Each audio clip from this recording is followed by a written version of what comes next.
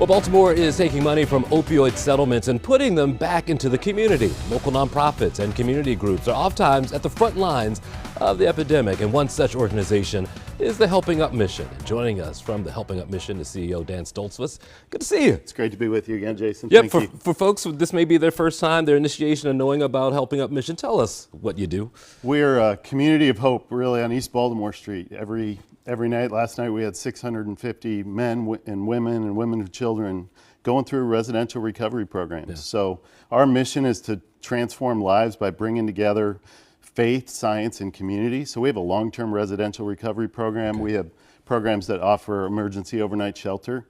But our focus, the accent mark, really is on addressing the addiction needs of the community. And we believe we have, a program to offer that's making a difference in transforming lives. Sure. Tell me about the program. What does someone go through? And usually, is it someone reaching out to you, or is it usually a family member or a sponsor that There's says? so many ways that individuals come into our program. We have a mobile street outreach that goes out on the street. Graduates of our program trying to encourage individuals to come in who are in active addiction.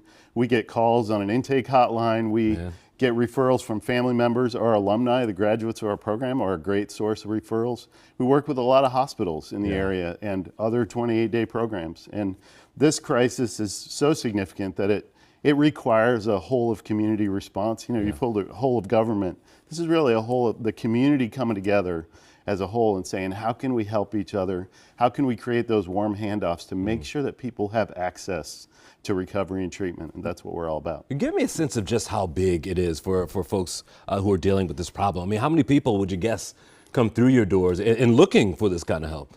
So on an annual basis, we have over 2,500 people coming through our doors.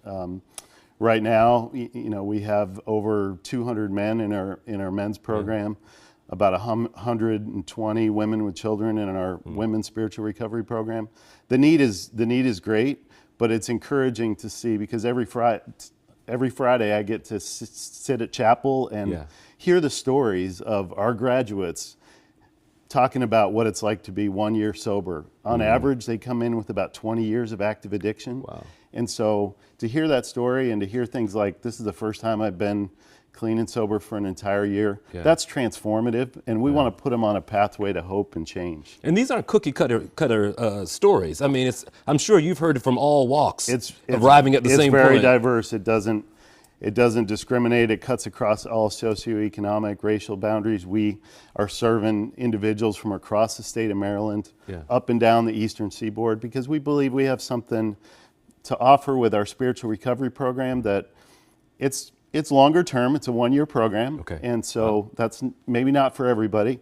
But when we're dealing with a situation where somebody's coming from 20 years of active addiction, we just believe that sometimes it takes that amount of time or more to change patterns and behaviors, and that's what our team is leaning in and doing. And one of the unique aspects of our program is that 70% of our staff are graduates of our program. So it's a whole different dynamic when you have somebody coming in and there's one of our staff members, one of our treatment coordinators, peer recovery coaches, coming alongside and saying, hey, here's how I found recovery. Let me help you. Let me help you navigate this program. It's 12-step focused in our program.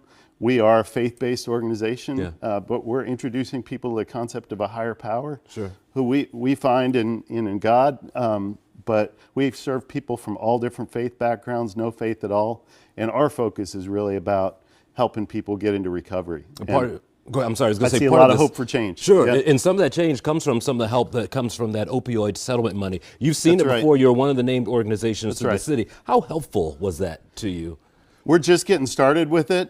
We've been in conversations and we're getting our grant agreement lined up. But I would say this, it's helpful because this opioid epidemic really requires a whole community approach coming together. And the Mayor's Office of Overdose Response, I think with these resources and bringing people together, they're helping to facilitate that. But we're leaning into things that we were already doing as we saw the heartbreaking statistics of the opioid overdose deaths. We started a mobile street outreach. We're started to do some more alumni aftercare in our program, and we started to serve pregnant and parenting moms in our Center for Women and Children. And so those are some of the, where we see some of the greatest needs. So we're really using those, we plan to use those opioid settlement dollars, help more people get into recovery from the street, help sustain them in our program, and then help to provide better aftercare and support Excellent. after they leave. So that's all it's about. We love the work you do. Yep. Thanks for coming Jay. by. Appreciate it. Yep.